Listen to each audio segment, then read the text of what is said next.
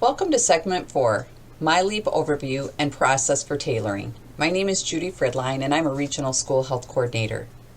The objective for this module is to share the rationale and process for adapting the Michigan Model for Health to incorporate trauma-informed practices.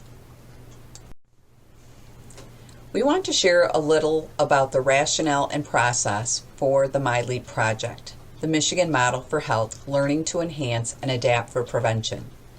So I will be sharing an overview about why we are adapting the Michigan Model for Health, our process for reviewing and tailoring components of the Michigan Model for Health, and give you a summary of some of the features that we changed that is common across the units. The purpose of this project is to both reduce the burden on teachers and help meet student needs. We want to understand if students have better outcomes in things like mental health and substance use, as well as outcomes related to the core components of the Michigan Model for Health, like skill building, when we provide support for adaptations like including trauma-informed approaches. We will also assess the costs and cost-effectiveness of adaptations and support. Is this an efficient use of limited resources? By considering how well this works and how much it costs, we focus on designing implementation supports that are sustainable.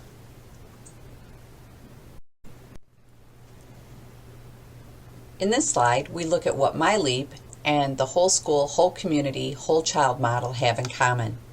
At the top of the model, you see the health education component. MyLeap helps achieve the objectives of the whole school, whole community, whole child model by adapting the health education component to create an environment where children and youth are healthy, engaged, and feel safe and supported.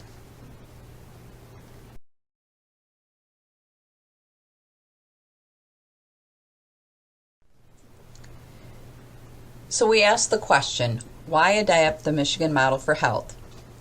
As you know, this is an evidence-based intervention that is widely used across Michigan. Research indicates that Michigan Model for Health is an effective curriculum in improving the health of students, but we have also found that Michigan Model for Health is often not delivered as intended.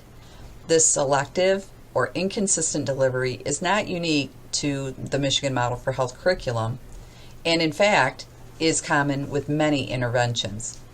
We wanted to understand the barriers to effectively implementing the Michigan Model for Health to maximize its benefit for students. Attention to both program fidelity and adaptation during the complex process of program implementation is critical to successful, sustained implementation of prevention programs, including evidence-based substance use prevention programs. So fidelity is not confined to reading the script. We look at adapting parts of the Michigan model to improve the fit, all while keeping the key components.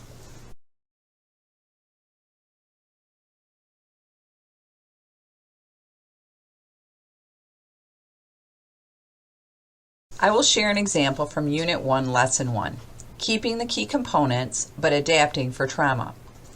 The Lesson 1 objectives in the original Michigan Model for Health focus on an overview of health and wellness and why we study health.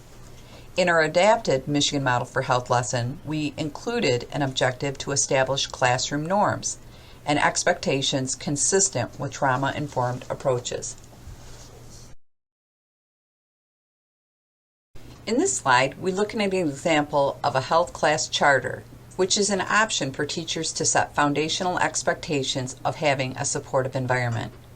Classroom norms establish a setting of respect, trust, and kindness to support everyone's comfort in sharing and discussing their views and experiences. Creating a collectively supportive environment is vital for all students, but especially for students exposed to trauma. A template of this charter is included on the website. So in this lesson, the core focus is the same, but we included an option to reinforce support and connection within the classroom. One barrier we found in our previous research related to Michigan Model for Health implementation was meeting the needs of students. teachers specifically mentioned challenges with meeting the needs of students exposed to adverse childhood experiences, or ACEs. While teachers often adapt Michigan Model for Health, some types of adaptations are more time-intensive. As a result, the focus of MyLeap is to enhance flexibility for teachers to meet student needs and maintain core components that make it effective. The adaptations focus on responsiveness of Michigan Model for Health for specific groups of students, including those who have experienced trauma.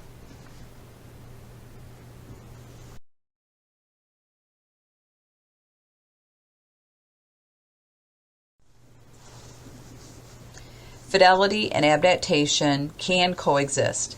The key is how the curriculum is adapted. We used implementation science frameworks to guide our process of adaptation. We wanted to ensure we kept the parts of the Michigan Model for Health that make it effective, such as the active learning and the skill development, but adapt other parts to help the curriculum be more responsive to students exposed to trauma. In the Exploring Solutions segment of the Michigan Model for Health ATOD unit, we edited some of the background to emphasize the links between substance abuse and trauma exposure. In surveys of adolescents receiving treatment for substance abuse, more than 70% of the patients had a history of trauma exposure. So, trauma is a powerful risk factor for substance abuse. The reason for substance use influences the approach to prevention. So in this unit, we emphasize healthy coping strategies and alternatives for stress management.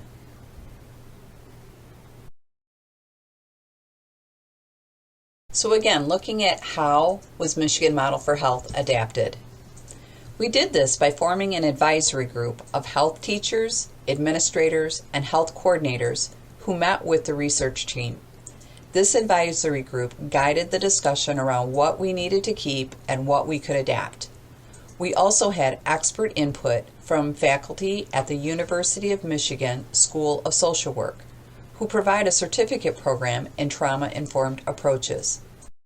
We curated resources and suggestions from these various stakeholder groups to make these trauma-informed adaptations to the Michigan Model for Health curriculum. And we did this in cooperation with the Michigan Department of Health and Human Services, who oversees the curriculum. The advisory board that I previously described and the research team met 3 times to systematically tailor the Michigan Model for Health curriculum. During our first meeting, we reviewed the intervention and identified possible areas for tailoring. In our second meeting, we developed and reviewed potential options for proposed adaptations and tailoring. In our third meeting, we identified promising options, compiled updates, resources, and reviewed tailored curriculum, and outlined a training plan. Not all of the lessons were significantly changed, but some were reordered, activities were switched out, or supplemented to provide a stronger support for students and teachers. We also included additional options for some activities that had the same end goal, but might be a better fit in some settings. We'll be reviewing some of those examples.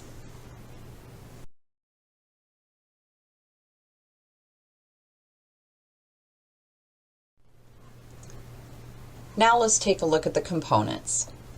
We used an existing strategy to guide this adaptation as it has been used in schools and in other community settings. This strategy has 3 components. Number 1, a tailored curriculum. Number 2, the training that you're currently receiving. And number 3, specialized support and assistance with the Michigan Model for Health delivery from a coordinator. Let's take a quick look at the units that we adapted within the Michigan Model for Health curriculum. We included the skills unit because it is foundational to the Michigan Model for Health.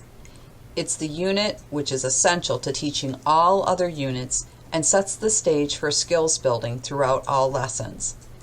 As our focus in MyLeap is on drug use and social and emotional health, we also focused on these 2 units. Our previous research indicates a strong linkage with the social emotional health units and the ATOD units. As this is a pilot project, we focused on adapting and testing these three highly interrelated units within the curriculum.